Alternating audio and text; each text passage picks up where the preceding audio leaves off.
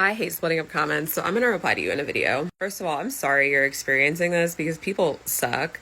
We all know Taylor started out country, so her fan base is very mixed.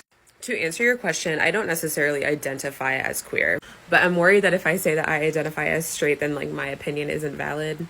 I think there are a lot of fans that like sit in this gray area. To me, when I think of the term gaylor, I think I associate it with like extreme ideas.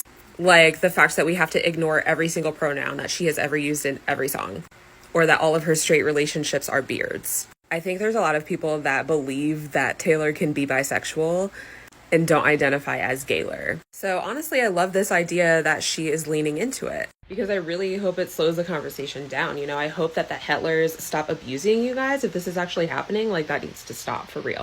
But on the other hand, I hope it kind of quiets down the people who are being extreme gaylor. I feel like with this album, she's like, yeah, guess what? It probably did happen and I'm still in a happy relationship, so whatever.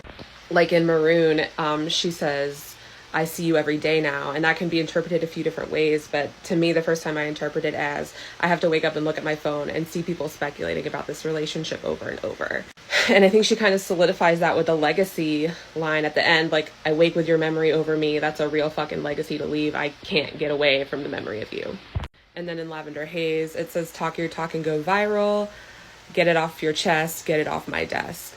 And the hints she's leaving now are obvious, like scarlet lips. And I love the fact that she hired a trans man as her love interest. So I feel like at the end of the day, the real fans and like the people that really are here for her no matter what are going to show. And those extreme abusive Hetlers will weed themselves out.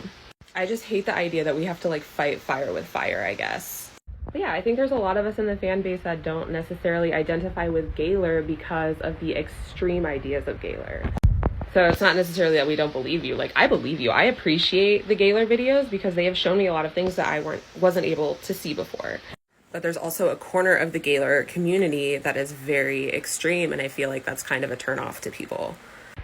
So I don't know. I'm glad she's being open about it, and I really hope that we can all just get along because we're all here for the music and for Taylor at the end of the day.